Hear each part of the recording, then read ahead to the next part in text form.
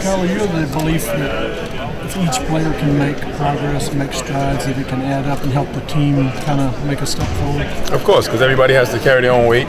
You know, everybody steps their game up a little bit as a team. We'll make a step forward. Jock is talking about tomorrow, the first 3 or 4 drills you're going to run defensive drills. He wants his team to have a tough, defensive-minded approach.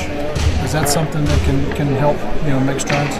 Oh yeah, most definitely, especially on the road. I mean, we've shown that we can play home, with the crowd, with the energy that the fans bring. But on the road is our toughest challenge, and defense will definitely help us on the road. If we step it up defensively as a unit, I think that'll really, really help. Next question. Kyle, I know I saw you guys over the summer spend a lot of time together. I saw you guys at the soccer game together. Mm-hmm. That chemistry you guys are building off the court, how's that going to translate on the court to help you guys? It always translates pretty well. If I do something wrong, Mo could yell at me as if, you know what I'm saying, you don't have to worry about our friendship because he knows that's going to be there forever. And same thing with Vic. A lot of guys, we have a good relationship off the court. So, we just really respect each other as young men, and we leave it as we can say whatever we want to each other to get a win or move each other, push each other forward. Some of the guys were saying that since you guys are such close friends, it's that feeling of letting the other guy down. Is that kind of how you look at it? Oh yeah. You can't let your man on your side down. I mean, you look to your right or your left. It's somebody that you're probably gonna have dinner with later. So you don't want to be that odd guy out and let him down. If it's an honest mistake, we'll deal with that. But you don't want to let nobody down due to effort or anything like that. Last year was a strong season for you, a breakout season. What's the next step for you? Have another breakout season. Last year was good for me personally. It helped me out, my confidence. It really helped me learn more about the game. With those valuable minutes that coach gave me. But I don't want to stop there. I want to keep going and keep working hard and just really finding my way to stick.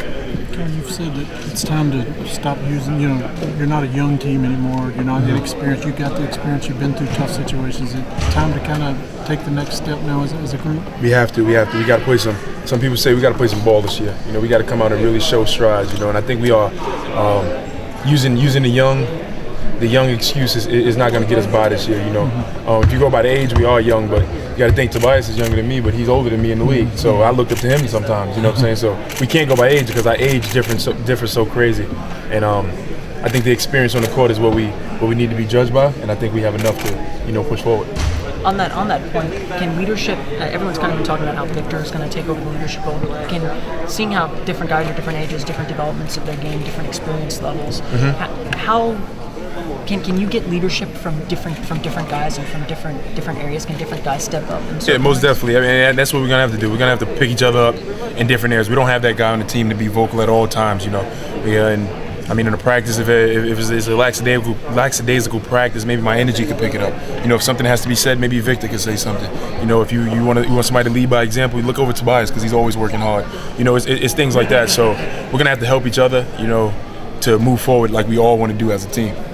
You having been on this team for 3 years, you're kind of a veteran, and then we bring in Channing Frye. How much are you going to pick Channing's brain as a veteran, and then how much are you going to try to help out Aaron on the flip side of that as him being a rookie? Oh, you definitely got to help out Aaron. I mean, Aaron and Alfred, coming out of the pre-draft process, going through the draft thing. I mean, in your mind, you want to learn, but in your mind, you really think you have it figured out, and you really don't know. You know what I'm saying? So I think they have a lot of guys that can tell them the mistakes they made and the things they've been through early. They don't have to really go through it themselves. But Shannon, I mean, he's the veteran, but at the same time, no matter who comes on the team, as long as they buy into the program and what coach has to, wants us to do, I think that would be the biggest thing. You can't label a veteran just because he's a veteran. You just have to. Everybody has to hold their own weight. How different is it not to have Jameer around? It's much different. I mean, for some of us, Jameer was very, very important to us. He played a big part in my young career. In years to come, I'll be using some of the things that he has taught me. But I mean, it's just tough going through this process. Actually being here media day, he's not here. Joking around with us and gearing up for tomorrow. But like we always say, basketball is basketball. And you got to be played, and no matter where you're at, he's going to do well. Thanks, Kel.